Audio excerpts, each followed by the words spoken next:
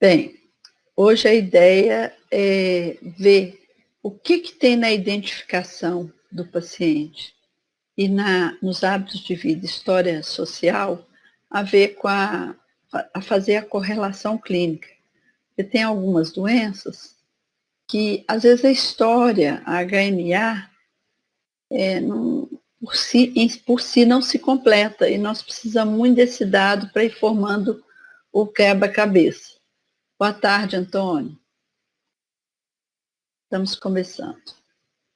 Bom, eu vou passar 6 casos clínicos. Eu quero a participação de vocês, porque eu não sei quando que a gente volta. Pode ser que num determinado momento eles falam assim para a gente fazer uma avaliação 40% e deixar os outros 60% para fazer lá, como já está sendo feito nas teóricas. Então, vamos nos preparar. Então, eu quero que vocês participem. Mesmo que erra, mesmo que fique em dúvida, tira a dúvida aqui e vamos participar, ok?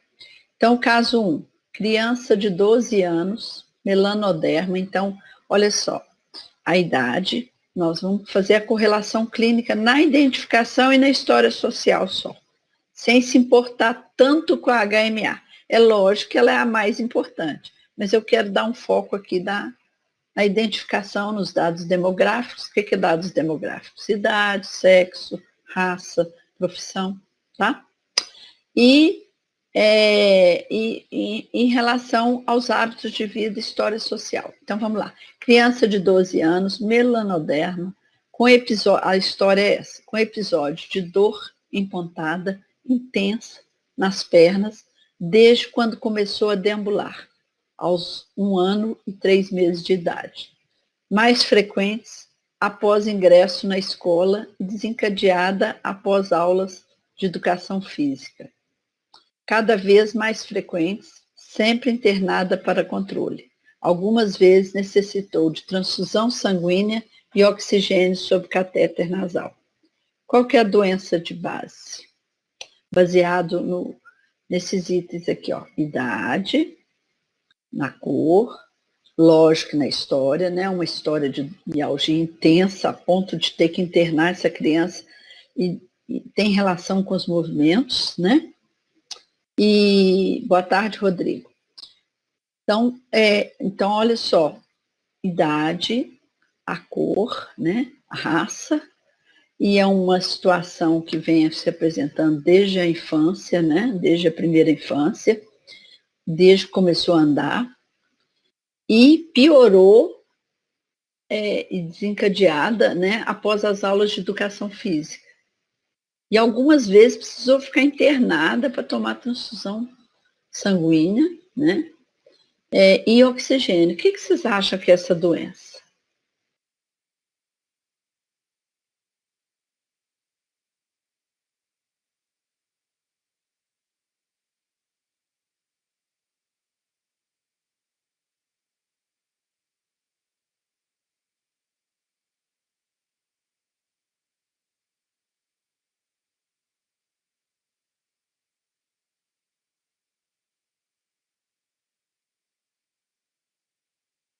Mas qual doença, Bernardo?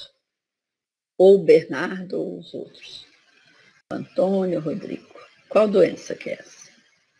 É uma anemia, a ponto de precisar de transfusão, né? Mas é uma anemia que dá dor.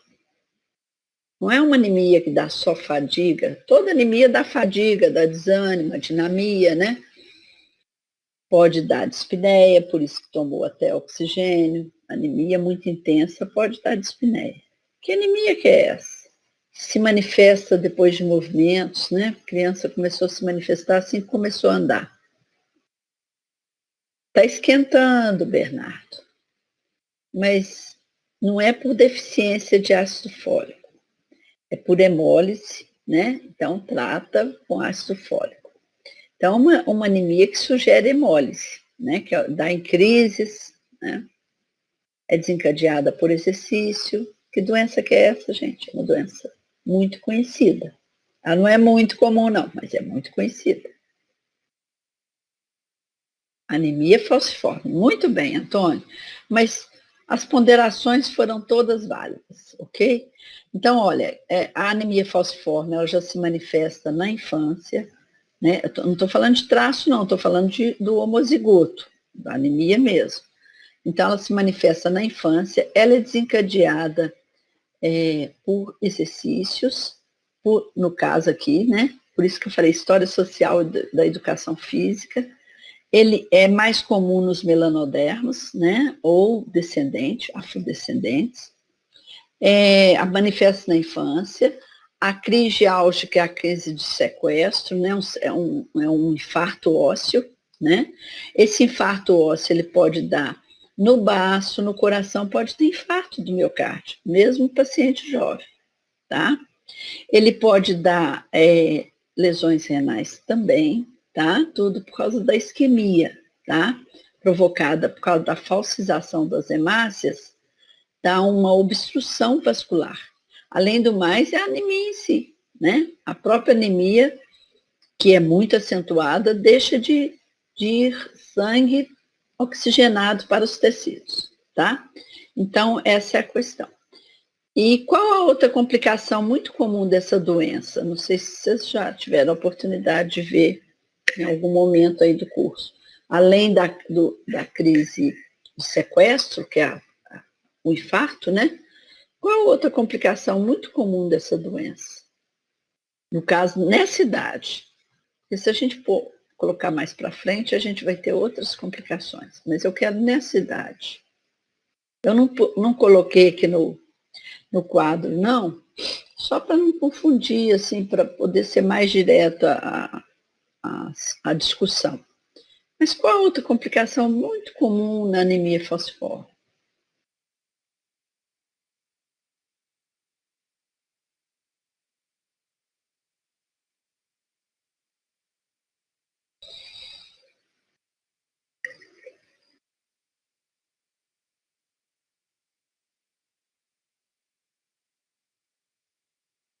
A claudicação, oi Patrícia, a claudicação é pela crise de sequestro, estou falando outro tipo de complicação.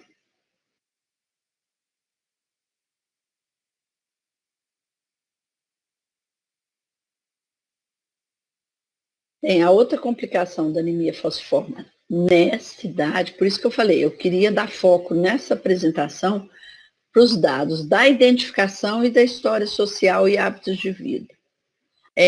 No caso aqui, o hábito de vida seria a movimentação, né, a atividade física. Mas nessa idade, outra complicação muito comum é a pneumonia pneumocócica, tá? Por quê?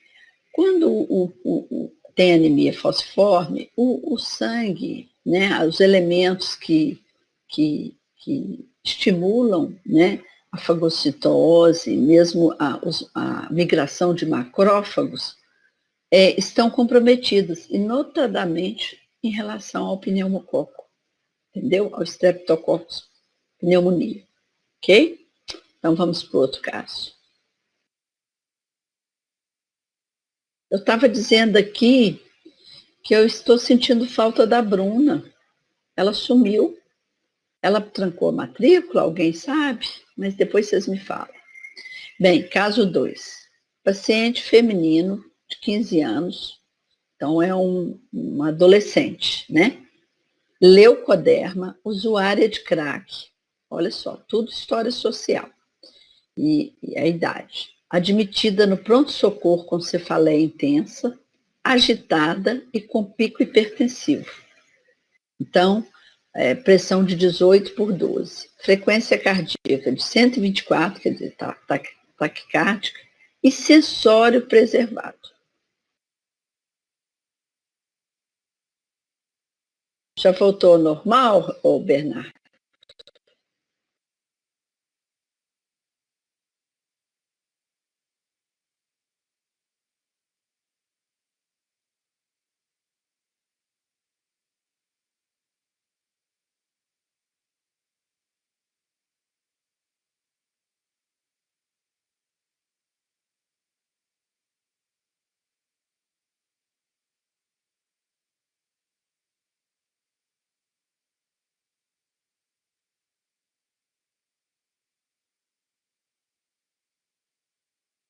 Ok, gente, posso continuar?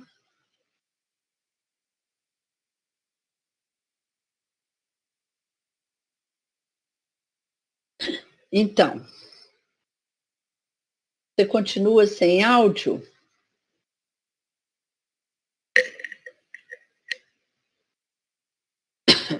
Bem, eu vou gravar, depois você tenta baixar. Vai tentando aí. Então, gente, continuando. Paciente de 15 anos, né?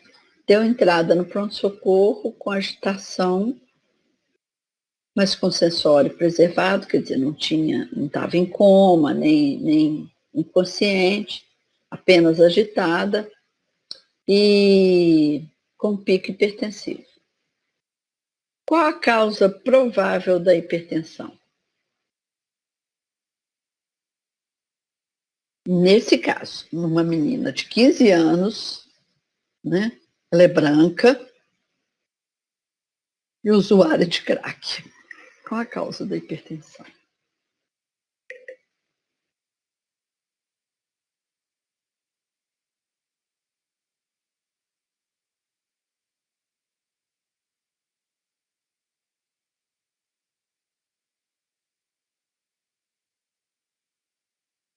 Sim, a droga, por qual mecanismo?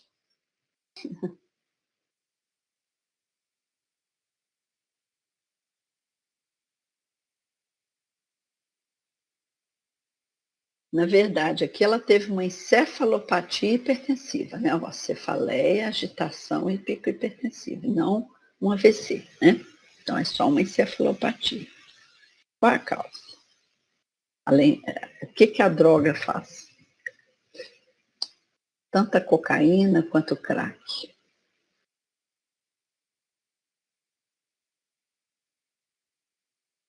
Sim, ela estimula um vasoespasmo, tá? Pode dar até infarto, pode dar AVC, tá? Aumenta a resistência periférica, aumenta a liberação de adrenalina, ok? Então, vasoespasmo, aumento de liberação de adrenalina, então é um simpático mimético, tá? A droga, tanto a cocaína quanto o crack são simpático miméticos, tá?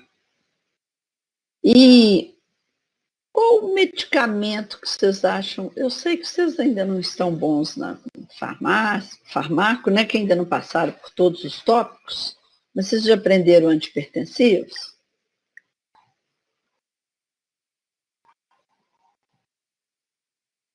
Se já, pode mandando ver. Então, pode mandar ver. Ó, numa moça de 15 anos, usuária de crack, o que eu vou dar para ela aí para baixar a pressão?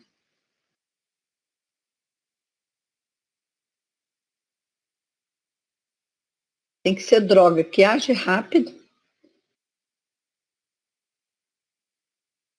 Olha, o beta-bloqueador até que não seria má ideia, não. Só que ele não é potente.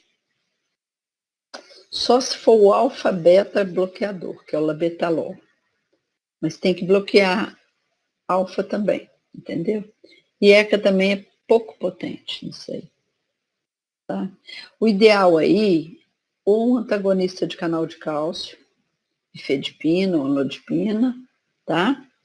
Temos que dar, sim, um ansiolítico, tá? Porque para melhorar essa agitação. Tem que dar o ansiolítico com muita cautela, porque ele pode deprimir o sensório de uma vez nesse tipo de paciente, então nós temos que ir devagar, né? E o antagonista de canal de cálcio, porque essa menina, se ela é usuária de crack, lógico que ela tem relação sexual sem proteção, ela pode estar até grávida, e a gente nem saber naquele momento. Tanto é que a abordagem desse tipo de paciente, a gente pede sempre uma beta-HCG lá na urgência, sabe? Além dos exames que forem pertinentes, de pedido de urgência, quando é mulher, a gente pede o beta-HCG. E como o metildopa não faz efeito rápido, nós vamos para a nifedipina. Ou então, como diz a Patrícia, o Bernardo, pode ir para um beta-bloqueador, mas tem que ser misto.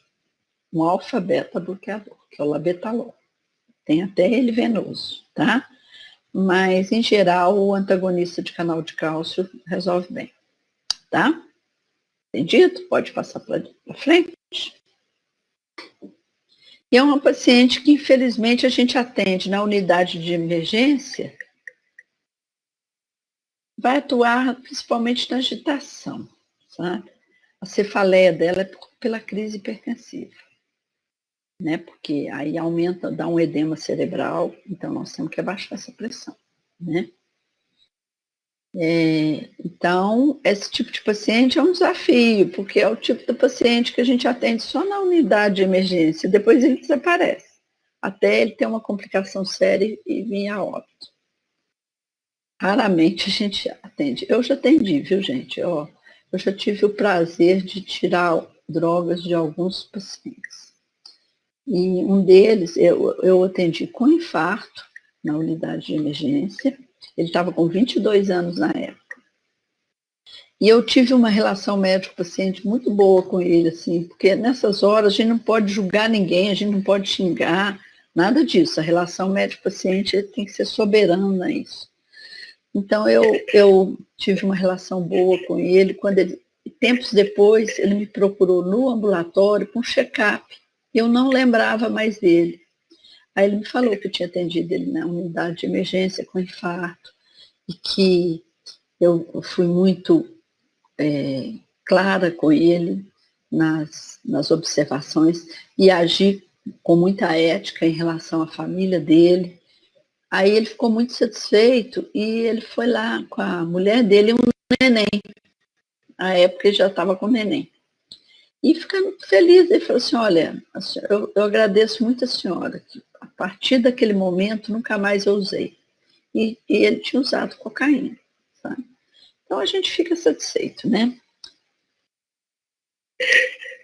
Bem, agora vamos para o caso 3. São 6, tá? Paciente melanodermo de 49 anos, motorista carreteiro, obesidade centrípeda. Então, olha só, olha os dados demográficos. Melanodermo de 49 anos. Então, um adulto, né? Um adulto não tão jovem. Motorista carreteiro. Motorista carreteiro, em geral, é sedentário. Tem obesidade centrípeda, que normalmente é o que acontece. Não segue dieta, né? Com ingesta diária de alimentos gordurosos, sedentários, tabagista leve e etilista social. Então, ó, o tabagismo dele é leve e o etilismo social. Apresenta crises de dor lombar bilateral com irradiação posterior para os membros inferiores, em choque de intensidade moderada a intensa, sem outros sintomas. Vocês ainda não aprenderam o aparelho locomotor, mas dá mais ou menos para deduzir aqui a irradiação. Última crise foi há 3 dias. Necessitou ir ao PA para ser medicado parenteral. Proponha diagnóstico provável. Baseado em tudo, só nisso aí. Nem tudo isso aí, não. Só nisso aí. Sim, uma boa possibilidade, Antônio. A hérnia de disco, por causa da postura, né? A obesidade centrípeda, o sedentarismo. Então, tem chance grande. A postura para dirigir, né? Hérnia de disco lombar. Sim, lombalgia. E o diagnóstico diferencial nesses casos, com essa idade?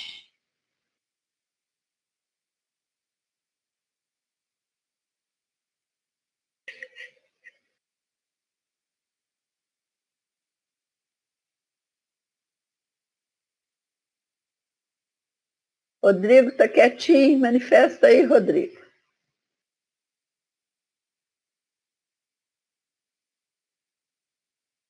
Gente, eu estava falando aqui no início, antes de todos entrarem, eu estou um pouco preocupada com nossa volta. Não sei quando vai ser. A profissão pode ajudar no diagnóstico, sim. Não, Rodrigo, participa. É o que eu já estava falando.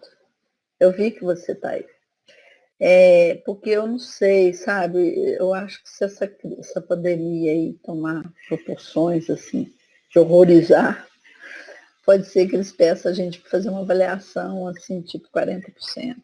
Por isso que eu acho importante vocês participarem dessas apresentações. Por isso que eu estou perguntando aí pela Bruna. Não tem nada ainda oficial, não, só está na teórica. Na teórica tem professor fazendo 40% da avaliação por aqui, pelo Canvas. Na prática, teoricamente, eles falaram que nós vamos ter que fazer toda a reposição, inclusive avaliação. Sim, mas depende, eu não sei que rumo que você vai tomar.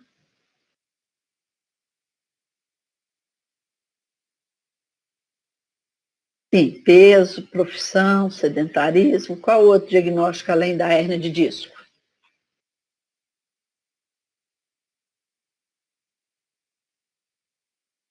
É bem capaz do Rodrigo saber, viu, Rodrigo? O que você fez comigo foi módulo neurológico locomotor, não foi?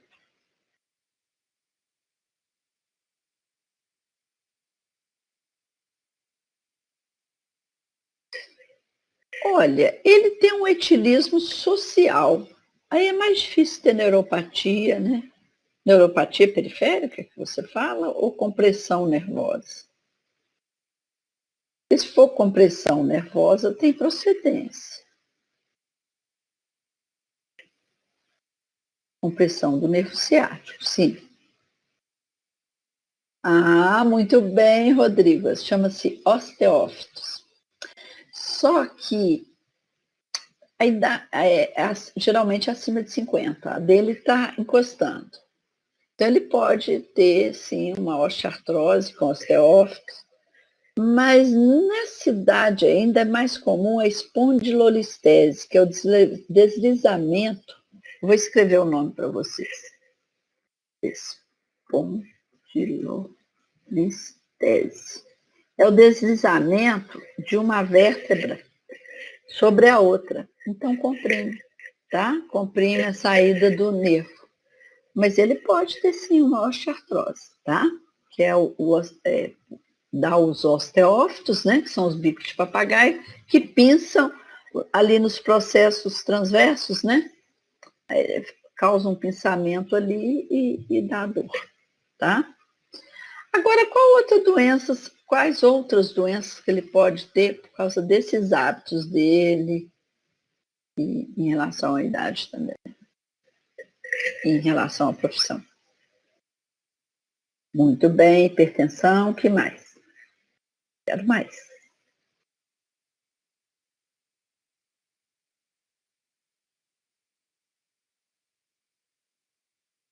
Diabetes, isto, o que mais? Não tem nada a ver com a dor. Falando outras doenças, né? Que, por causa desse perfil desse paciente.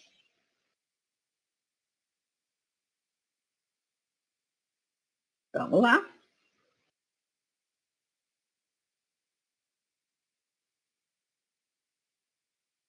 A hipertensão, diabetes, doença coronariana, se ele tiver dislipidemia. Sim, se ele tiver dislipidemia, tá? E se ele tiver diabetes também, ou hipertensão, tá? Principalmente a dislipidemia e diabetes. Mas só a doença coronariana vindo só desse hábito, não. Ela tem que estar indiretamente ligada. Não, Antônio, hemorroida não. Pode acentuar, assim, varizes, sabe? De membros inferiores. Agora, se ele tiver constipação intestinal, sim, diretamente é hemorroida.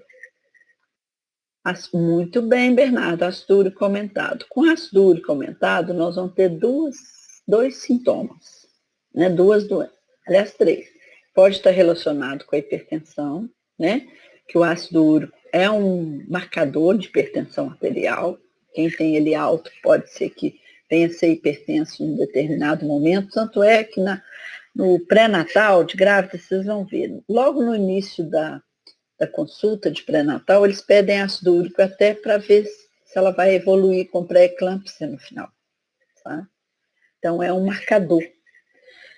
Além disso, pode dar a gota, né? A gota é muito comum no paciente com motorista. Mas é muito... Não, flebite não dá, ácido úrico não dá flebite. Flebite, para ele dar, ele tem que ter varizes, tá? E outra coisa que o ácido úrico dá, vamos ver se vocês falam. Depois de cada apresentação, eu faço um relatóriozinho para mim, até para ajudar depois na avaliação de vocês, tá? Essa participação é importante para eu considerar melhor na hora que vocês voltarem. Não, a doença renal só por isso aí, diretamente, não. Indiretamente, pela hipertensão arterial e diabetes são as maiores causas de doença renal. A gota também pode dar doença renal, mas aí ela tem que ser com o passar do tempo, né?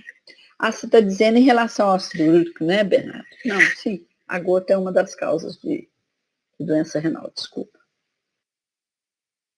E nefrolitíase, tá? Cálculo renal. O ácido úrico alto pode dar cálculo renal, tá? Então é muito comum nesse perfil. Muito bom. Muito boa participação. Agora vamos para o caso 4. Paciente de 68 anos, leucoderma, menopausa, 18 anos, sedentária sob alegação de lombalgia crônica, mialgias e varizes com edema de membros inferiores. Queixa-se de dor lombar direita em cólica e intensa há 24 horas, irradiada para o flanco e genitália ipsilateral, acompanhada de náuseas e vômitos, aliviada com medicação sintomática venosa. Impressão diagnóstica do quadro agudo e do quadro crônico. Ela tem duas doenças diferentes aí na história.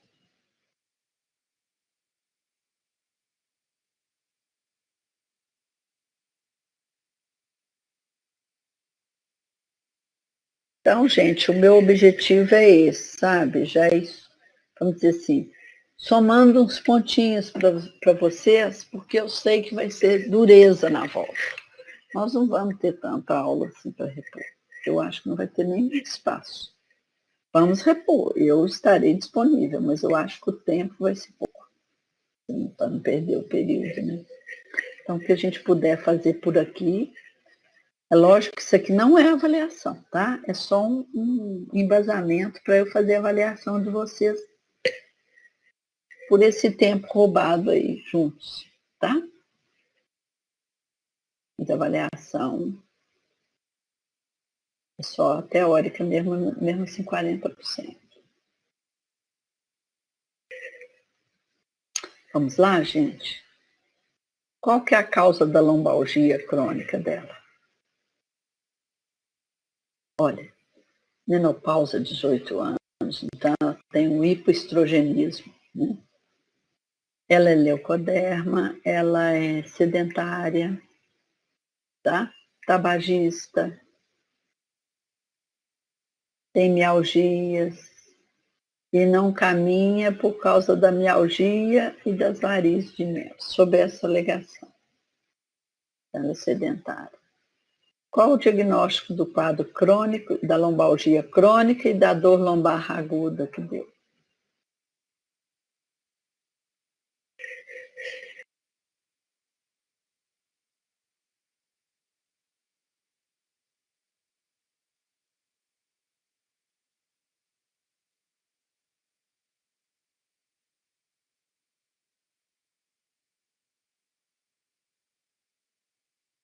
Pode, mas esse caso aí pode até ser hérnia, mas não é o principal diagnóstico, não. Baseado aí no tabagismo, no sedentarismo, no hipoestrogenismo, né? Está menopausada há 18 anos, tabagista, osteoporose. É a principal causa aí, tá? O que você está digitando aí, Antônio? Pode acabar de digitar, Antônio. Espero. Osteoporose, mas não é só osteoporose, não. Eu quero outras causas. Pode fazendo. Isso, pode pôr, Antônio. Eu estou vendo que vocês estão digitando ao mesmo tempo. Tranquilo. Osteoporose é a principal causa da mialgia e da dor lombar crônica. Mas qual outro diagnóstico aí diferencial?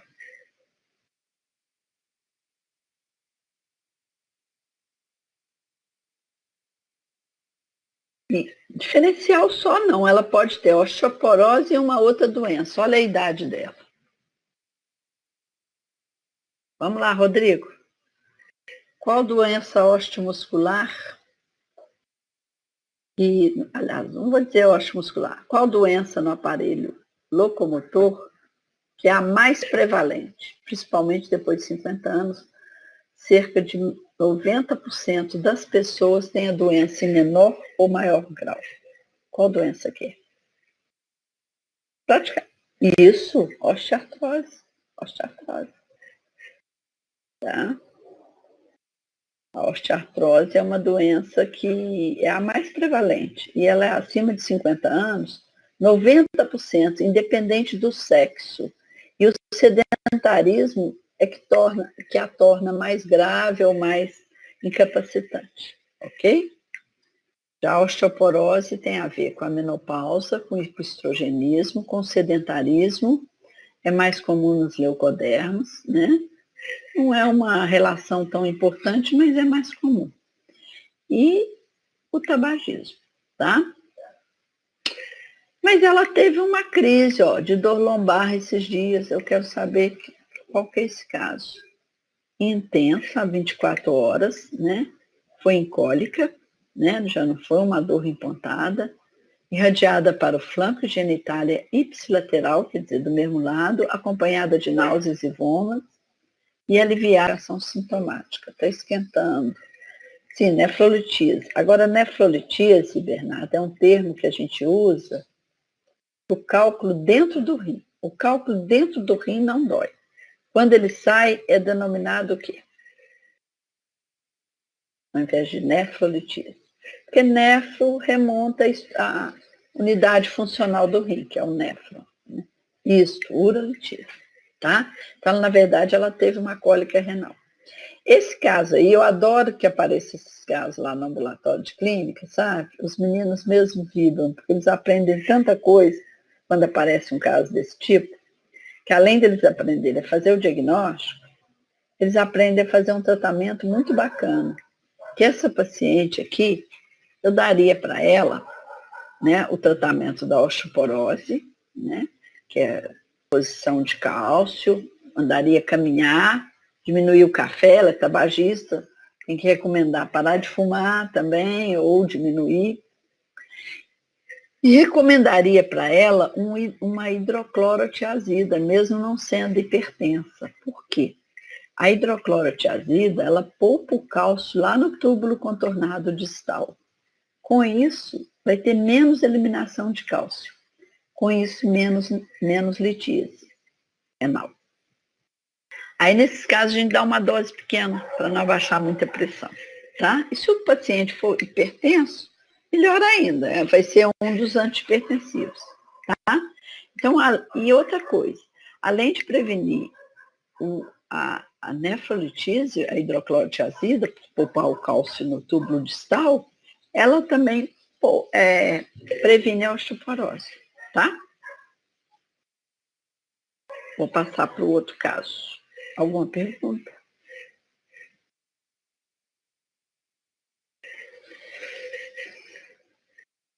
Paciente masculino de 42 anos, tabagista e etilista, inveterado, né?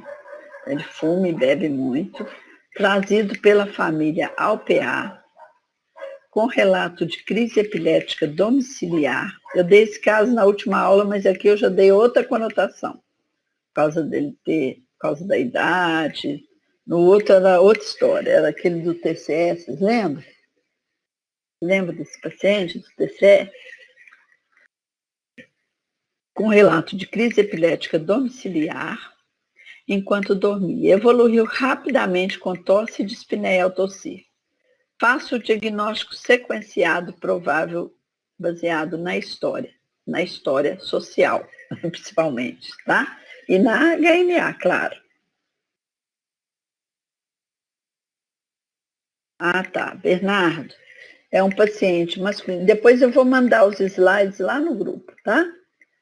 É um paciente masculino de 42 anos, tabagista e etilista inveterado, trazido pela família ao PA, nós demos esse caso na última apresentação, com relato de crise epilética domiciliar enquanto dormia, e evoluiu rapidamente com tosse e dispneia tossir. Diagnóstico sequenciado.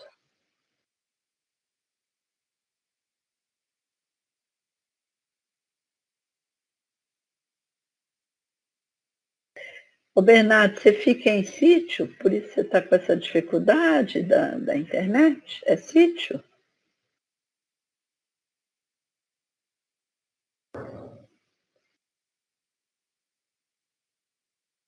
Vamos lá, os outros vão pensando aí no diagnóstico, Bernardo também. Ó, nós apresentamos esse caso semana passada, só que hoje eu dei um outro foco. Ah, beleza.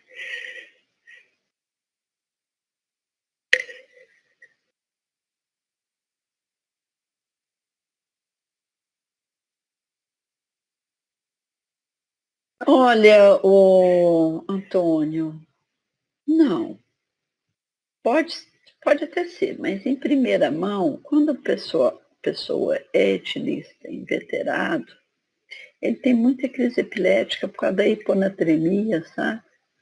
Então é mais metabólica mesmo, essa crise epilética. Só que ele evoluiu também com tosse de dispneia ao tossir. Ele tem DPLC, mas o que aconteceu? Ele teve a crise epilética, na crise epilética costuma ter rebaixamento da língua, né? E aspiração de saliva.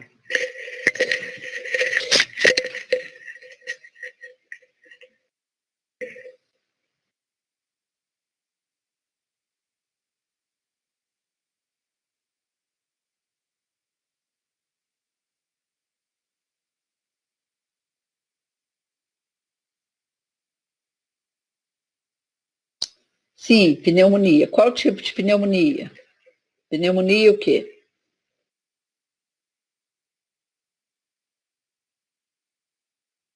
Pode escrever em sigla, tá? Ou então abreviado, para ficar mais rápido. A crise epilética, muitas vezes, é distúrbio metabólico, mas não está descartado o AVE, não, viu, Antônio? Ele pode ter sim, ainda mais que é tabagista, né? Pode ter placa de ateroma, mesmo não sendo hipertenso. Sim, pneumonia aspirativa, né?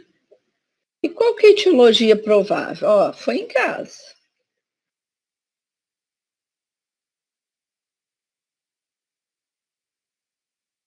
Qual a bactéria aí da pneumonia que eu quero?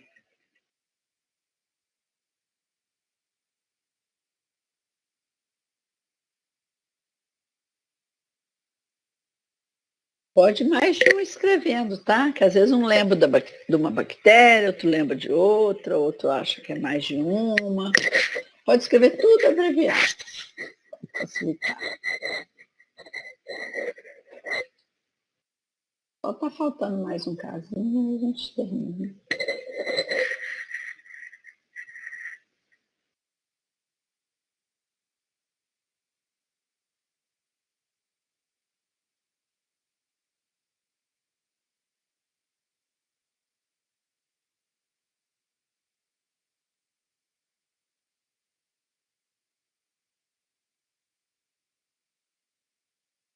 Pneumococo, você está certíssimo. É sempre, o Bernardo também, tá? Mas está faltando mais, tá? Se os outros quiserem manifestar. A pneumococo, a gente sempre tem que pensar o seguinte, a pneumonia mais comum, em qualquer grupo de paciente, é a mais comum, é a pneumocócica, tá? É a mais comum. Então, a gente sempre tem que pensar nela. Agora, o anaeróbio a gente tem que pensar, porque a alcoólatra não cuida muito bem de dente. Então, tem muito pulpite, sabe? Dentes mal conservados, eles não escovam os dentes. Então, tem muito anaeróbio de boca, tá? Então, temos que pensar. O estáfilo também, mas é mais comum o pneumococo. Dos cocos positivos, o mais comum é o pneumococo. Mas e além do pneumococo e do anaeróbio. Esses pacientes são imunodeprimidos, tá? Então, eles têm uma dificuldade de opsonização de bactérias. Então, qual outra bactéria aqui? Vocês lembram daquele processo de opsonização? Que é de inativar a bactéria? Qual outra bactéria aqui que pode se aproveitar disso aí?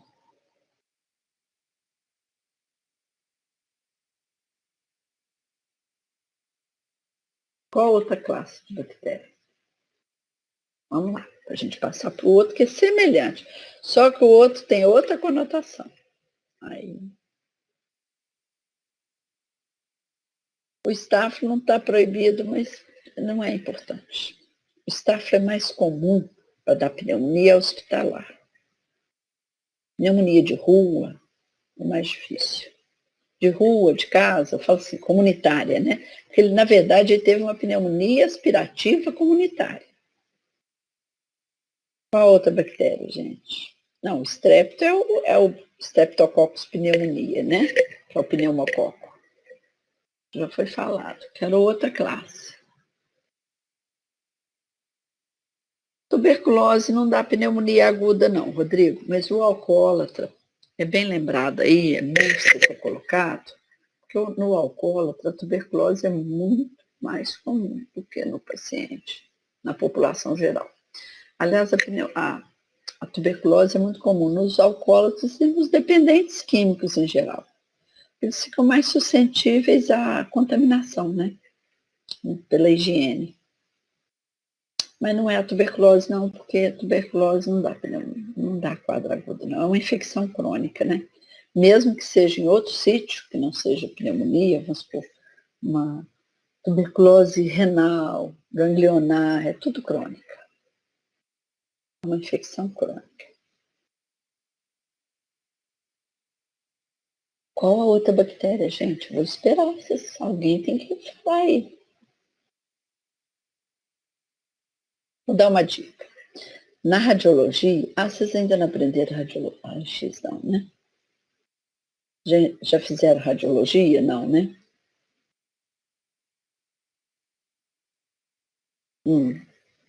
Então, quando vocês aprenderem radiologia, vocês vão falar, isso aí a Meire já tinha falado. Vocês vão lembrar de mim, tá? Mas se a gente fizer uma radiografia desse paciente, e encontrarmos uma condensação, que é a imagem da pneumonia é uma condensação alveolar. Quer dizer, os alvéolos ficam cheios de pus e na imagem radiológica parece tudo condensado, né? Uma densidade maciça, né? Uma densidade opaca. Então, se dentro desse quadro aí a gente fazer uma radiografia e ver uma condensação com abaulamento da cisura, você sabe o que é que vocês já passaram pela anatomia. Se tiver, a gente fala pneumonia pesada, porque é muito necrotizante, então forma muito pus. Então a condensação, ela faz um abaulamento da cisura, que é ali a junção de um lobo com outro, entendeu? Então eles falam pneumonia pesada, vamos dizer assim, porque está com muita concentração de pus. Então, quando tem abaulamento de cisura, a gente fala assim, é pneumonia por Klebsiella, ou seja, gram-negativo. Então, esses etilistas, eles têm uma propensão a ter pneumonia por gram-negativo, por causa dessa imunossupressão, por causa da desnutrição, eles têm uma dificuldade de opsonização. Ok? Entendido? Agora, o último caso, acho que é o último, vamos ver. Paciente, 71 anos, masculino, é o último caso, sim, são 6 casos. 71 anos, masculino, acamado por sequela de AVC há 2 anos, ex-tabagista e ex-etilista leve, antes do evento, quer dizer, antes de ter o AVC. O paciente acamado, fica lá fumando, nem bebendo, né? Eles dependem das pessoas cuidarem dele. Encontra-se internado há 5 dias para tratamento cirúrgico de fratura de fêmur. Teve uma queda da cadeira de banho. Ao lhe ser oferecido uma sopa, teve engasgo, já com ele internado. Ao lhe ser oferecido uma sopa, teve engasgos, tosse, dispneia e confusão mental. Diagnóstico sequencial provável baseado na história. Eu quero saber até por que ele fraturou o fêmur.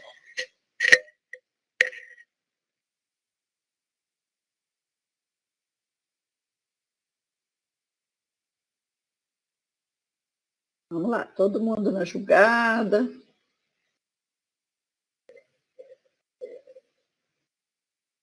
Vamos montar o quebra-cabeça. Gente, é muito importante a gente fazer esse raciocínio clínico, sabe por quê? O médico que não faz o raciocínio clínico, ele não sabe tratar. E tratar é o de menos, o difícil é fazer o diagnóstico. Por que ele fraturou? Embolia? Embolia o quadro pulmonar, né? Não é possível. É possível sim. Mas qual outro diagnóstico diferencial? Não, não. Eu acho que porque o paciente acamado, de longa data, é menos comum ele ter embolia, viu?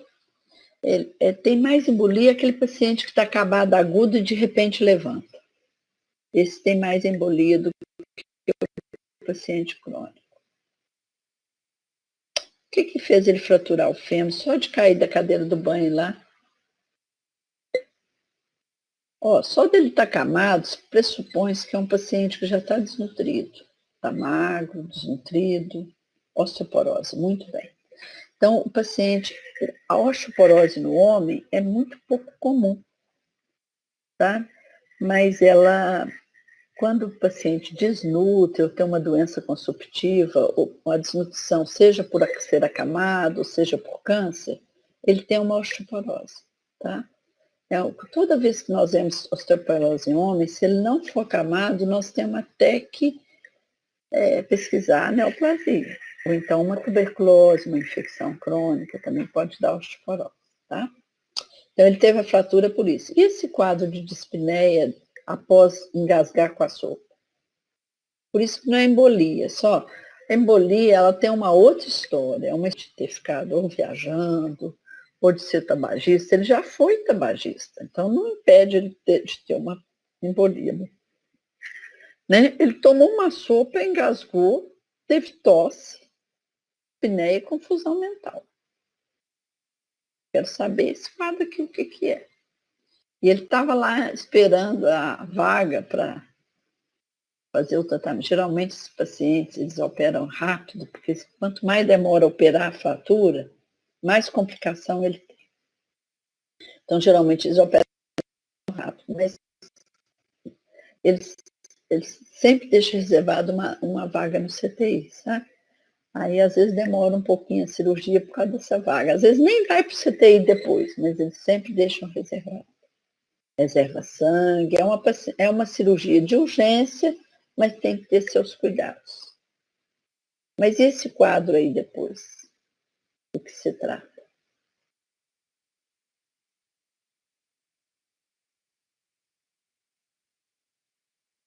Por que ele engasgou, tossiu, teve dispneia e confusão mental?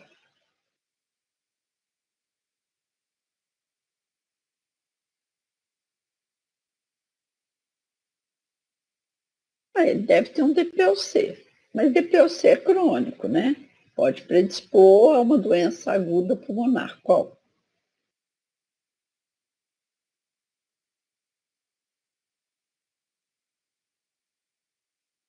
Sim, muito bem. Pode haver uma pneumonia, mas não em decorrência da posição, em decorrência da aspiração. Aqui é outra pneumonia aspirativa, bacteriana aspirativa. Qual que é a diferença dela para o quadro anterior? Que faz a gente pensar em etiologias diferentes. Quais as etiologias aqui?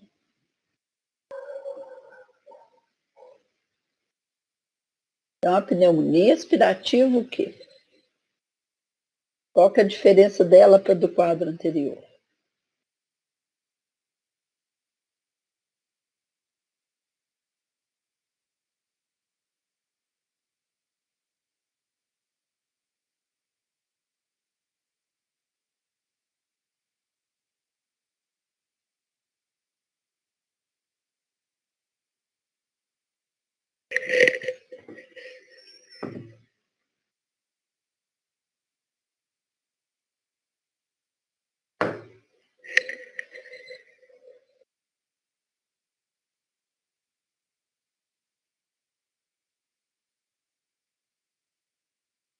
Mas é aspirativa do mesmo jeito. Mas o outro, eu falei, pneumonia aspirativa comunitária. E aqui?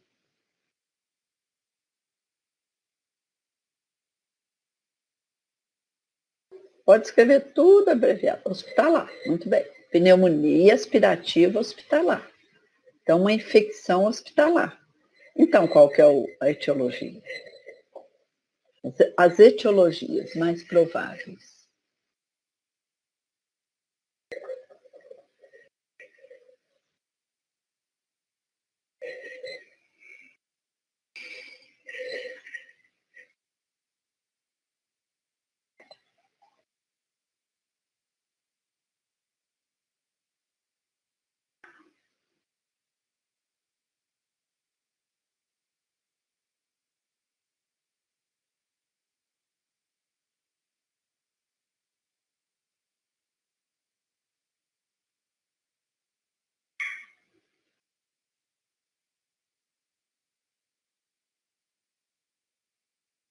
Vamos lá, gente.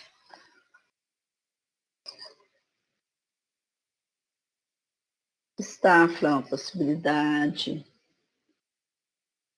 O próprio Streptococcus, só que hospitalar, tá? Então, o próprio pneumococo é muito comum aí também.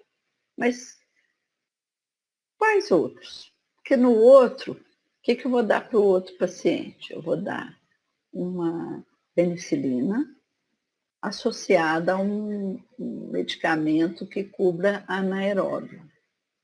E aqui?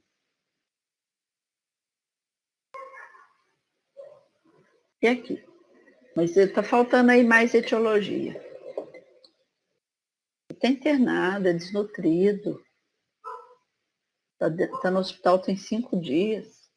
Quais as bactérias envolvidas?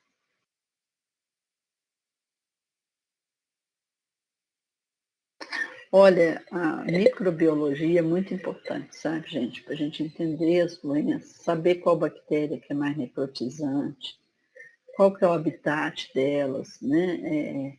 O habitat que eu falo no corpo humano, por exemplo, nas infecções urinárias, quais as bactérias que são mais comuns, as das vias aéreas superiores, as de pneumonia, do tubo digestivo, até porque para você saber o que fazer com o paciente, senão você tem que ficar dando tiro para todo lado e costuma não acertar.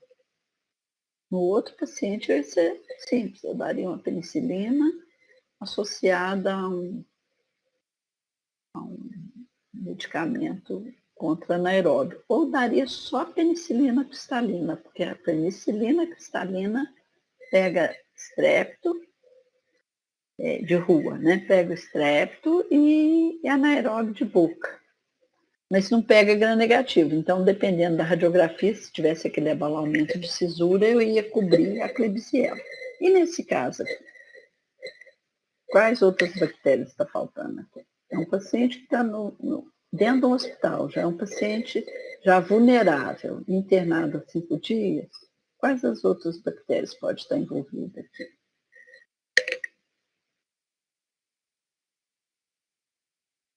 Vamos lá, gente, arriscar? Não é chutar, não, arriscar. O que tem no hospital? Quais bactérias que tem? Quais bactérias que tem no hospital?